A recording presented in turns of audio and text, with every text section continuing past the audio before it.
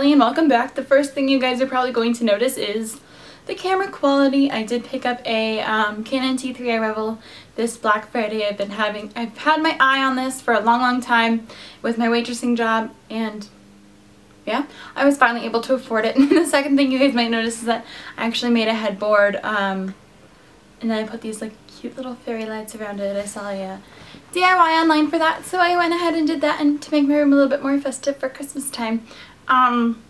But today we're going to talk about studying. Yay, studying. No, I don't like studying. I really don't.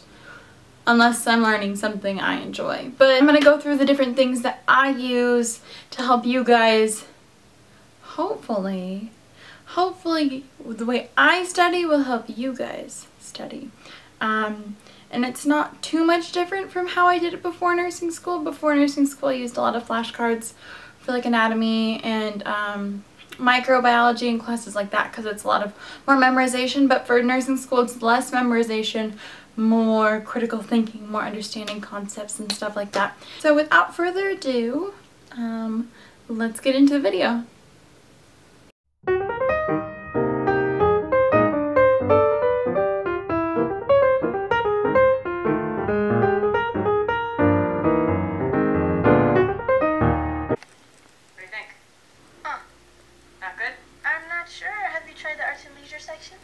I need you to be serious. You're wearing a newspaper on your head. I know. And you need me to be serious? I am. First things first, put away all distractions. So you gotta close Gilmore Girls, even though they put the whole thing on Netflix. So put away your phone, put it under your bed or something like I did to my Gilmore Girls. And then you grab a snack, grab your water, and you're ready to go. So, first you're gonna gather your materials. I'm gonna be using my ATI book for OB and Peds. I'm going to be using my maternal child nursing textbook for some definitions, like on folic acid. I'm going to be using online resources that came with the textbook. They have got really great quizzes and stuff to test your critical thinking skills. I'm going to be using my just journal notebook that I use in class. I follow along with lecture, and I take notes on the PowerPoints and what the teacher has to say. And lastly, you're going to need your KitchenAid. Just kidding, you wish. So first things first, guys, don't miss your test. So here I have a final on the 12th. I need to write down where and when. However, I start studying for my tests at least 1 week in advance. Therefore, I know all my information. I'm done with that paper or whatever I need to do on that day, and I'm not up till midnight the night before, and this really seems to work for me. I do it little increments at a time, and I am able to pass my tests. So I label each section in my notebook. Test 3 is on postpartum and labor and delivery complications. I have every section labeled like that, and then what the test is going to be on. I have the complications at the top of the page, and then underlined is like the title of the PowerPoint slides. And then under that I just have like little tick marks. So I go ahead and I read through that, and then I'm going to pull out my little ATI book and I'm going to open it up to the corresponding chapter. So that was labor and delivery complications. So in here is page 184. I already found it, chapter 16.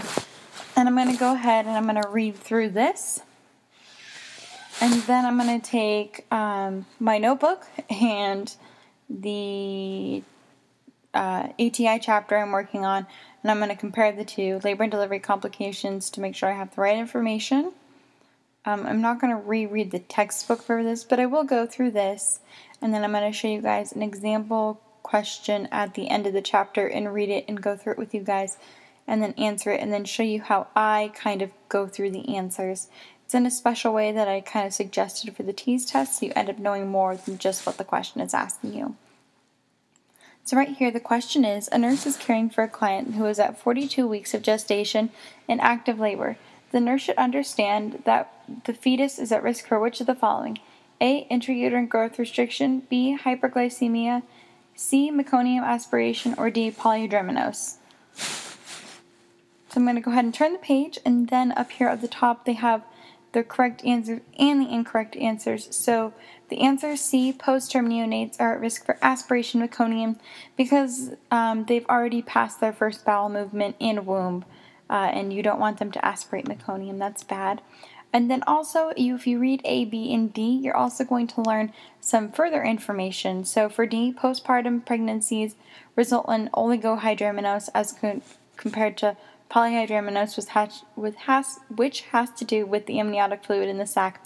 And then postterm neonates are at risk for hypoglycemia, not hyperglycemia.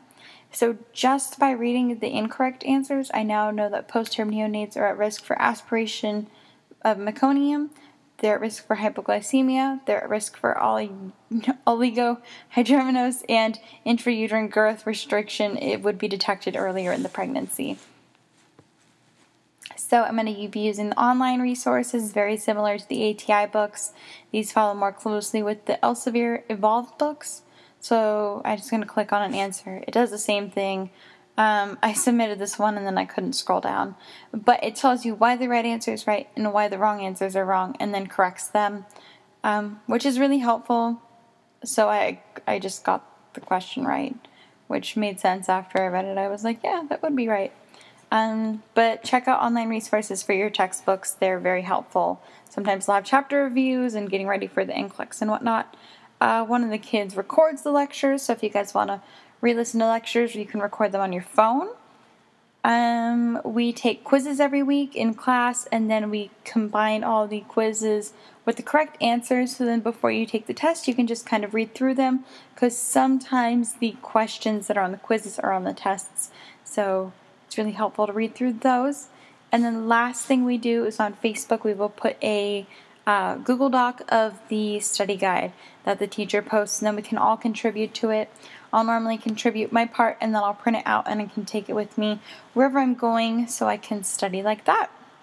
And I study, like I said, on a week in advance. Enjoyed seeing how I study. I hope it'll help you guys study, like I said before.